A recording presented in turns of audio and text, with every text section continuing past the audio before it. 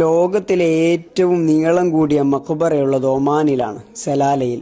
ഇതാണ് നബി ഇമ്രാൻ അലൈഹിസ്സലാമിന്റെ മഖ്ബറ. സലാലയിൽ തന്നെ ജബൽ അയ്യൂബിലാണ് അയ്യൂബ് നബിയുടെ മഖ്ബറയുള്ളത്.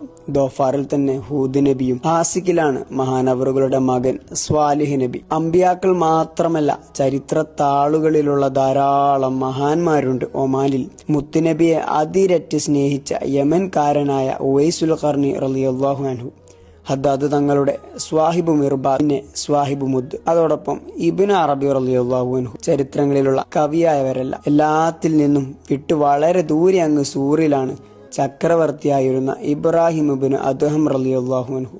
അവിടുന്ന് അല്പം ദൂരെ സമായിലിലാണ് മുത്തുനബി സല്ലല്ലാഹു അലൈഹി വസല്ലമ തങ്ങൾ പറഞ്ഞയച്ച മാസി റളിയല്ലാഹു അൻഹു ഉള്ളത്. സലാലയിൽ തന്നെ മലിക്കുൽ ഹിന്ദ് ചേരമാൻ പെരുമാൾ മഹാനവറുകളുമുണ്ട്. കഴിഞ്ഞില്ല, സൂറിനടുത്ത് ഒമാനിലെ മറിയം ബീവിയുടെ മഖ്ബറയും